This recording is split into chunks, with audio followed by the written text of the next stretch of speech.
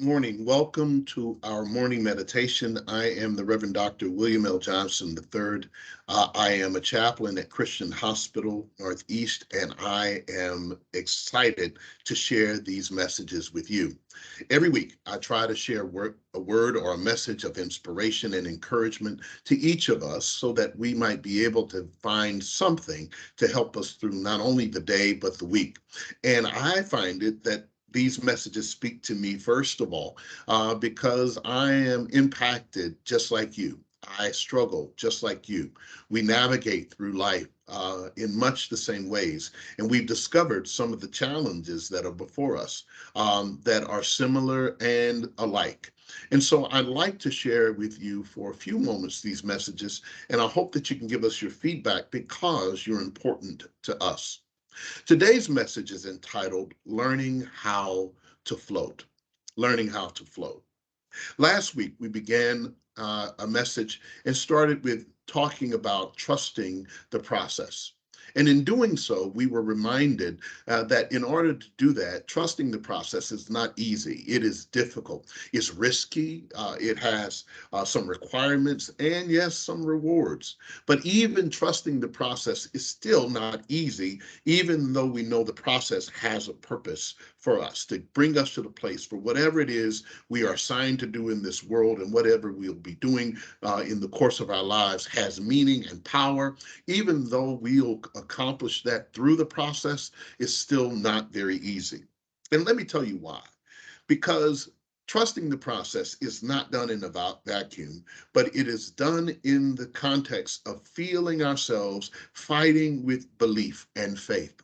It's hard to be able to go through things and to navigate through challenges and to deal with a broken heart or raising children or the loss of a loved one or finding yourselves up against a wall trying to climb a high hurdle of a career path or something that you've sought after for a long time, only to discover that the closer you get to it, the farther away it seems. But in these moments, when we find ourselves challenged the most, these words of encouragement ought to help us along the way.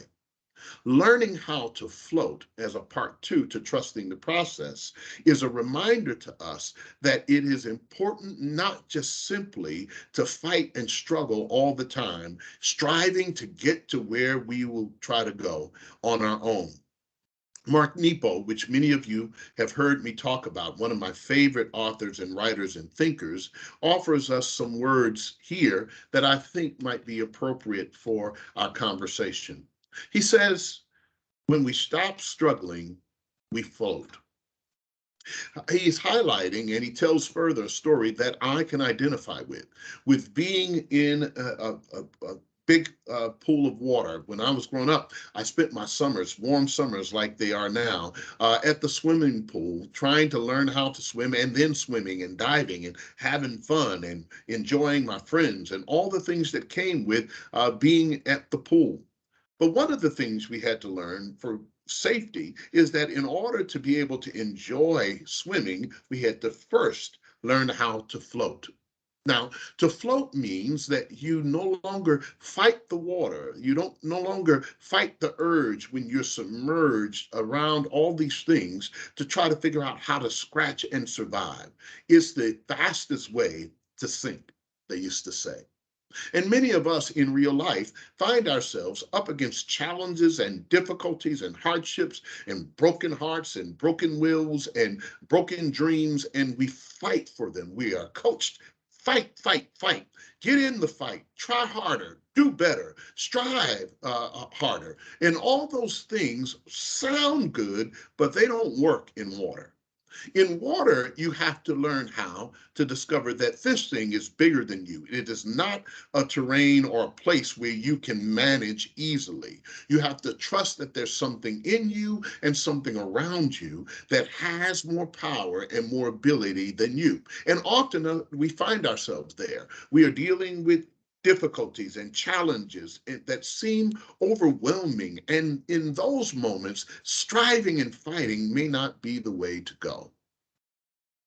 But learning how to float might just be the way we go. To float means that you have to develop the ability to have faith.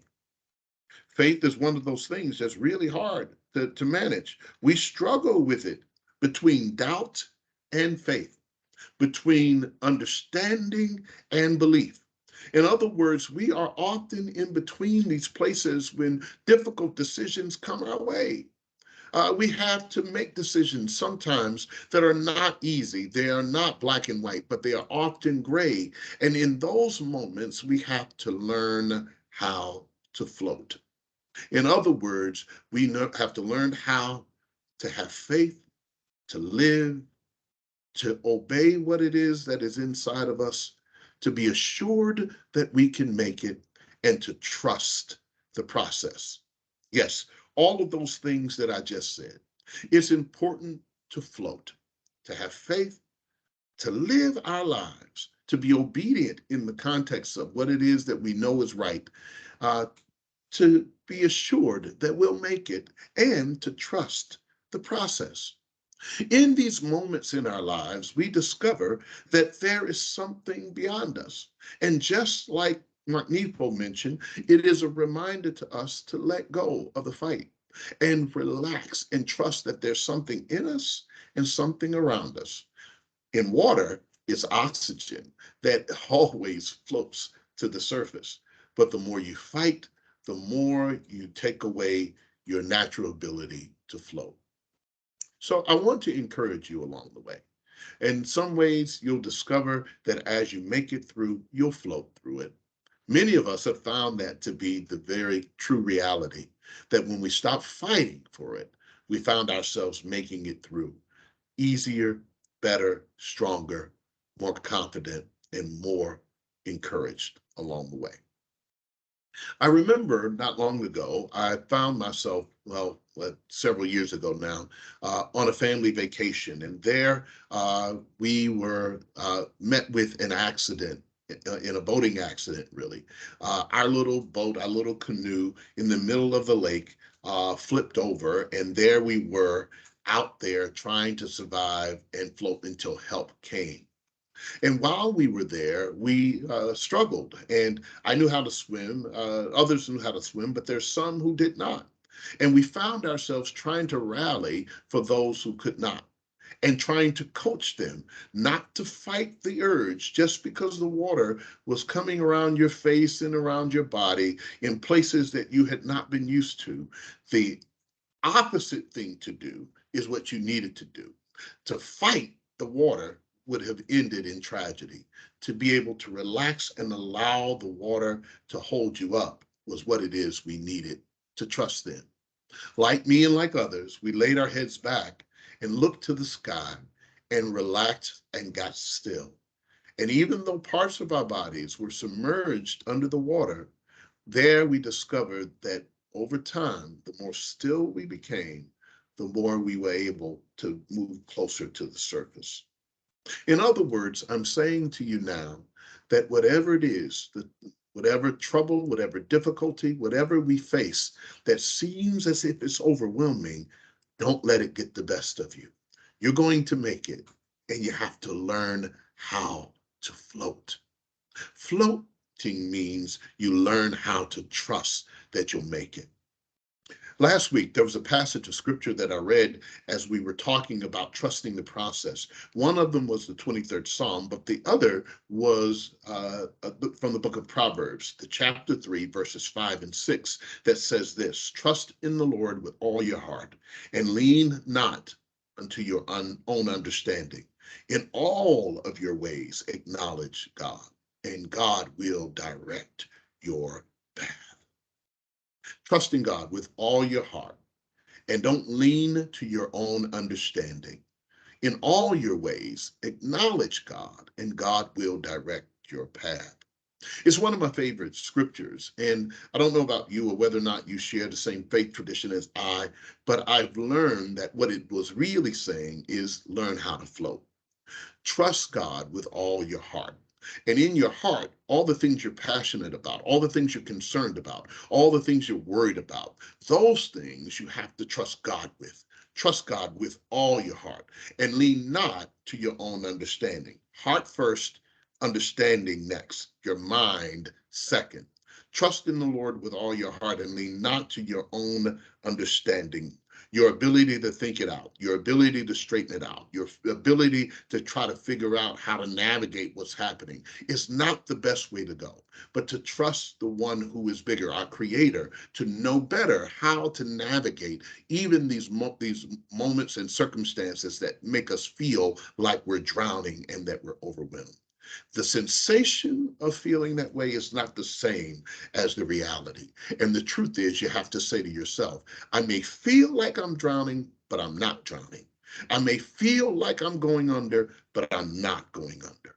I may feel like I'm losing, but I'm not losing. I may feel like I'm broken, but I'm not broken. I may feel like I'm not going to survive this, but I will, because I am trusting in something beyond myself. The way I see it, the way I understand it, I can imagine a way. But when I have learned how to float, I discover that I take those things off of my mind and trust just the process that I'm in.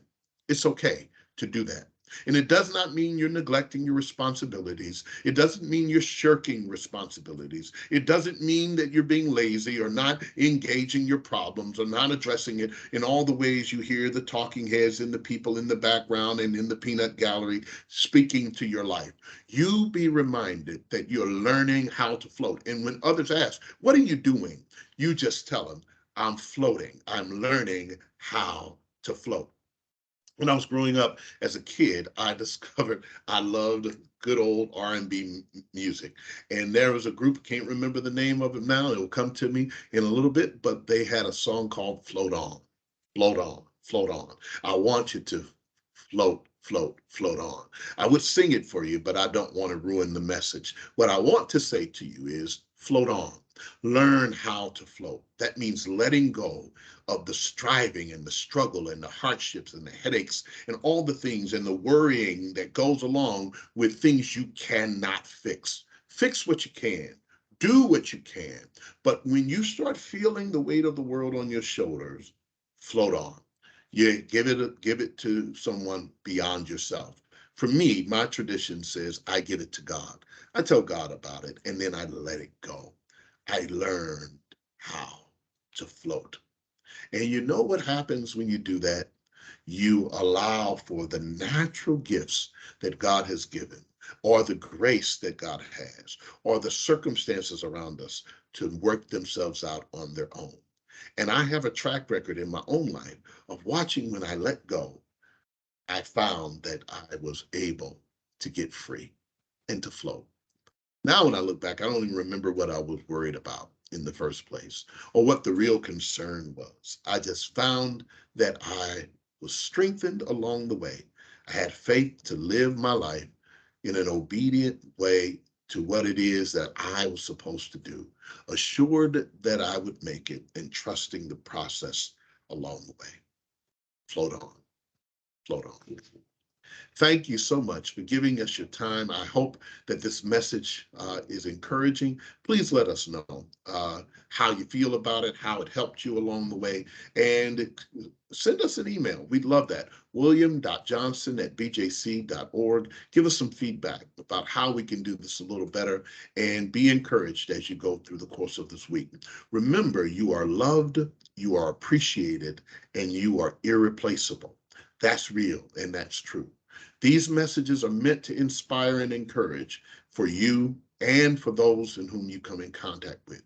Share with them as they're wondering what you're doing and how you're making it. Just tell them you're floating. You're floating and you're floating on. Take care. Have a good week.